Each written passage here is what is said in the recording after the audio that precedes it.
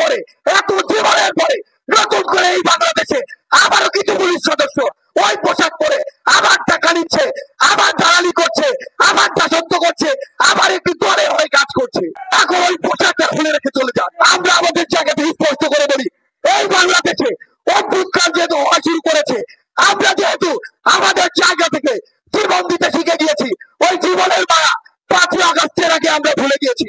আমরা আপনাদেরকে পুরো বাংলাদেশের যারা রাজনৈতিক দল, বিভিন্ন সশস্ত্র বাহিনী যারা রয়েছেন, আপনাদেরকে স্পষ্ট করে একটা কথা বলি, এই বাংলাদেশে কোন দালাল, কোন তোষামতকারী, কোন দলান্দর আর জায়গা হবে না। আমরা আমাদের জায়গা থেকে আপনাদেরকে স্পষ্ট করে বলি, আমার শহীদ ভাইদের নিয়ে এখনো ব্যবসা হচ্ছে, মামলা ব্যবসা হচ্ছে, টাকার ব্যবসা হচ্ছে, দলের রাজনীতি হচ্ছে। এই বাংলাদেশে আমরা আর এগুলো দেখতে চাই না।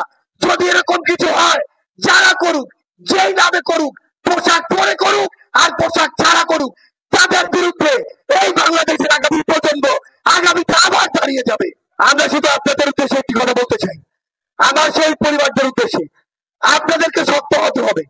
আপনারা যদি শক্ত থাকেন, আমরা আপনাদেরকে বলছি, আপনাদের এই খুনগুলোর বিচার, আমাদের ভাইদের, বোনদের, মায়েদের, বাবাদের এই খুনগুলোর বিচার এই বাংলাদেশে নিশ্চিত না হওয়া পর্যন্ত যদি এই বাংলাদেশের কেউ কথা বলে, এই বাংলাদেশের কোন একটি প্ল্যাটফর্ম কথা বলে, বৈষম্য বিরোধী ছাত্র আন্দোলন আপনাদের জন্য কথা বলে যাবে। আমি শুধু আপনাদেরকে এটুকু আশ্বস্ত করতে চাই, যে কোনো জায়গায় যে কেউ আপনাদেরকে নিয়ে যদি বিন্দু মাত্র ছেলে খেলা করার চেষ্টা করে, একটা জিনিস মনে রাখবেন, এই প্ল্যাটফর্ম বাংলাদেশ সরকারকে এই প্ল্যাটফর্ম তার জায়গায় বসিয়েছে।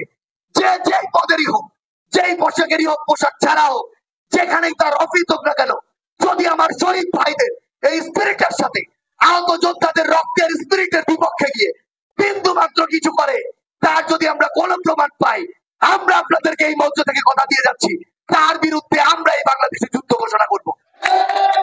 যে কোনো সহযোগিতার জন্য পুরো বাংলাদেশ, পুরো বিশ্ব আপনাদের পাশে দাঁড়াতে প্রস্তুত।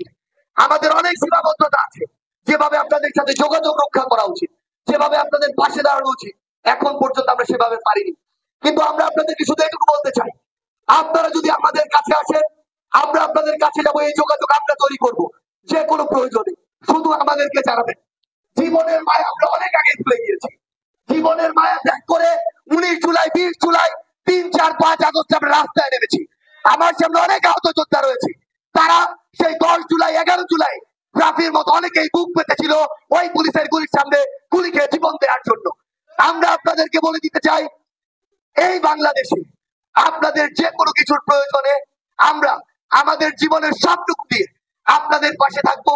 শুধুমাত্র একটি জিনিস মনে রাখবেন, এই বাংলাদেশে যে কেউ যে কোনো ফরম্যাটে যদি বিন্দু মাত্র ওই খুনি হাসিনা আবার এখানে দোষর হিসেবে কাজ করে, যদি এজেন্ট হিসেবে কাজ করে, হোক দেশের হোক বাইরের, আমরা এই বাংলাদেশে আবারও একসাথে নেমে তাদেরকে সবাই প্রতিহত করব।